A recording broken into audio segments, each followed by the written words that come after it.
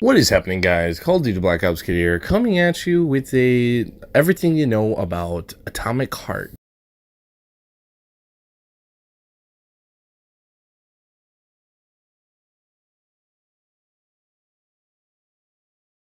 Now, this game has been pretty fairly in about development for quite a while, and we've known about it since May, but now we've finally gotten some really good details about Atomic Heart. Atomic Heart is a action RPG game, and the story is all about the things that could have happened in the reality of the USSR but didn't. Technical revolution has occurred, robots, the internet, holograms have been invented, but all these innovations are immersed into an atmosphere of communism, imperialism, and confrontation with the West. The protagonist of the game is a Soviet KGB officer, and his party sends him to the facility 3826 and are waiting for the report. The world of the game consists of several regions and open parts of the surface with different biodomes. It has multi-level structure with surface and underground abandoned departments of the facility. The combat systems in ordinary non-PvP regions encourages the use of melee weaponry, while in PvP areas we give players more freedom and don't limit the use of firearms. Most of the enemies are a variety of combat vehicles produced at the factory.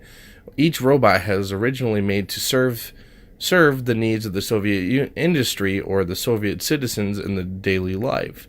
The robots are implemented with a combat program that should be activated in case of a war. So we get a lot of information just from this. So there is going to be multiplayer. There's going to be non-PvP areas. So there's a lot of things that are going well for this game. Multiplayer is going to be a big part, I would say.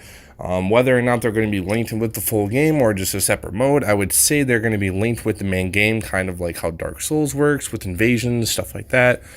Or it could just work as like it's always online. That's one thing that we always don't know about these. With these types of games, you just never know what's going to happen.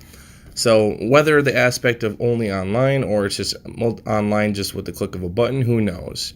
It's kind of like on the lines of BioShock, but also set in the Soviet Union. It is built on the Unreal 4 engine and made by a studio called Mundfish, based in central Moscow. We first heard about this game in the 23rd of March in 2017, showing us that the game has been working for at least over a year. So the facility that you're in, or number 3826, is also a codename Sinov, which I'm guessing refers to as Ivan Stefanov, the father of Russian psychology, whose main interests lay in neuroscience, in particular how active the brain is linked into electrical currents. The machines of 3826 are rising up and killing everything not made out of nuts and bolts. Now, it's possible that the robots have been programmed to behave like this, but it's perhaps a secret experiment on the human brain that has allowed these robots to somehow become self-aware. Judging by the warped visuals of the trailer and possible the gameplay, that it's say the least that experiments in the facility are linked to neuroscience, but perhaps those trippy scenes are more than simple hallucinations. Have the scientists of 3826 discovered a way to distort reality itself? Have they found a way for humans to control the elements of their minds? Perhaps. The answer of the questions remain a mystery for now. It's not just robots you have to worry about. Zombies also appear in the trailer, confirming human experimentations also behind walls of the facility. The special agent that you play is named P3, who infiltrated, obviously, 3826 to find out exactly what has been going on there and, most importantly, what went wrong. Nothing else is really shown about P3, but other than the players that he wears a distinctive leather gloves and has some sort of metal device or decoration on each of the middle fingers. Watch, he considers the lack of UI in the game. So literally there's a watch. There is some UI. There's like the D-pad lets you use certain different items. So there is some sort of UI. For the trailer purposes, you don't see much, and I think in some of the newer gameplay, you didn't really see a lot of the new UI either. There's emphasis on close quarter combat, multiple melee weapons make an appearance in the trailer. There are firearms in the main game, but the ammo for these are said to be tightly limited, which suggests that stealthy play might be the best option for a lot of the game. Also, if you look at P3 underneath his thumb next to his left finger, he has a metallic finger. or some sort of finger like that. It looks like they happen to be on both of his hands, right and left hand. One of the main mysteries that we're trying to uncover is the release date for Atomic Heart. They have said that they're trying to come out with 2019 for PC, PlayStation 4, and Xbox One. So that's also another big mystery. There seems to be a lot of like BioShock / Resident Evil takes on this, because it's a very survival, kind of like even a horror game, because of all the jump scares that you do see in the trailer.